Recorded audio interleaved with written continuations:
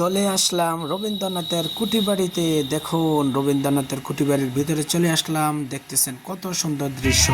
সম্পূর্ণ ভিডিওটি দেখতে আমাদের সাথেই থাকুন। হ্যালো ভিউয়ার্স, আসসালামু আলাইকুম রহমতুল্লাহি ওয়া বারাকাতুহু। দেশ এবং দেশের বাইরে যে যেখান থেকে আমার এই ভিডিওটি দেখছেন, সকলকে আমার পক্ষ থেকে জানাই আন্তরিক শুভেচ্ছা অভিনন্দন।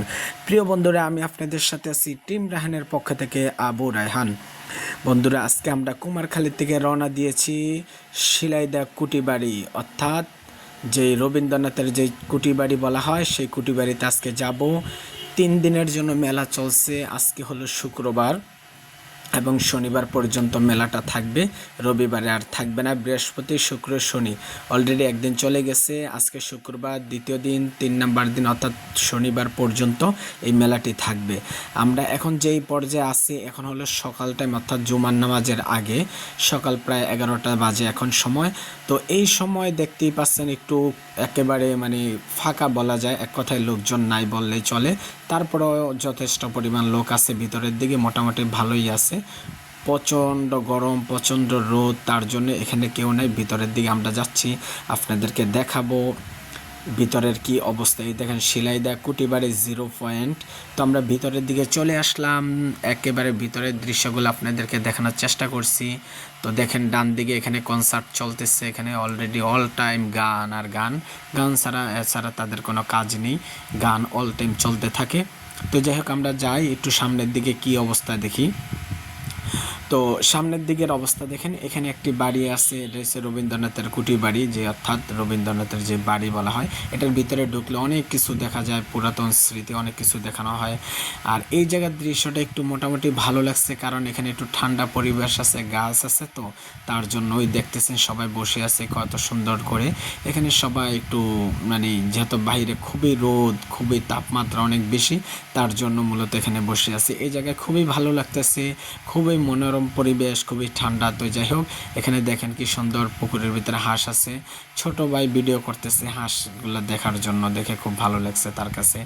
তো যাই হোক, এই পুকুর পাড়টা আমি একটু ঘুরে ঘুরে আপনাদেরকে দেখাবো ভিতরে কি কি আছে। সম্পূর্ণ ভিডিওটি না টেনে দেখুন, A to Z সব কিছু আপনাদেরকে ইনশাল্লাহ দেখানো হবে। ভিতরে কি কি রয়েছে সব কিছু দেখানো হবে। দেখেন ছোট ভাই ভিডিও করে সেই জন্য সামনে চলে আসছে। তো যাই হোক, ওকে ভাইরাল করে দেন, ও একটু ভাইরাল হতে চেয়েছে।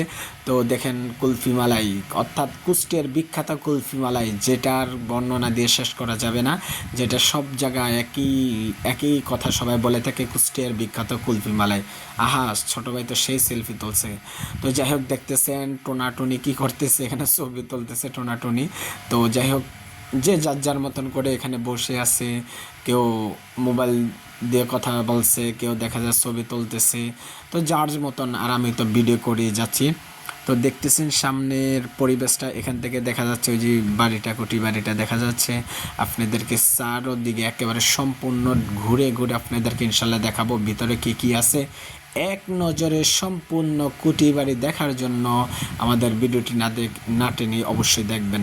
ভিতরে দেখতেছেন পুকুরের ভিতরে গোসল করতেছে, অর্থাৎ এগুলো স্থানীয় পোলাপান এখানে গোসল করতেছে আর কি। তারা এখানে সবসময় গোসল করে থাকে। তো ভিতরে পুকুর একটা না, কয়েকটাই পুকুর রয়েছে। এর আগেই তো পূর্বে আপনাদেরকে একটা পুকুর দেখিয়েছি। তো এখানে চলে আসলাম ফুচকা খাওয়ার জন্য। ফুচকা না খেলে কি আর হয়। তো যাই হোক, ফুচকা খাওয়ার পরে দেখেন আপনাদেরকে কত সুন্দর দৃশ্যগুলো দেখাচ্ছে। এখানে ফুল গাছগুলো কত সুন্দর লাগতেছে, একেবারে দেখেই মন ভরে যাচ্ছে।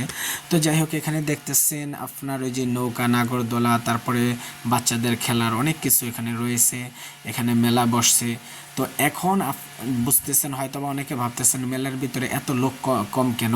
লোক কম হওয়ার কারণ আছে, এখন হচ্ছে প্রচণ্ড রোদ। এখানে লোক জমা হয় বিকাল থেকে। বিকালে এত পরিমাণ লোক হবে যে ভিডিও করাও যাবে না, এমন এক অবস্থা। তার জন্য সকাল সকাল চলে আসলাম। বিকালে প্রচুর পরিমাণ লোক হয় এখানে, ভিতরে গাড়ি ঢুকতে দেয় না, খুব কঠিন অবস্থা থাকে, প্রচণ্ড ভিড় থাকে। তো তার জন্য, আর এটা রাত যত বেশি হয়, রাত যত গভীর হয়, ততই বেশি এখানে মূলত আপনার সমাগম হয় লোকদের। তো যাই হোক, আপনাদেরকে ভিতরে সব কিছু দেখাইলাম। সব কিছু দেখে কেমন লাগলো অবশ্যই কমেন্টে জানাবে। আসসালাম।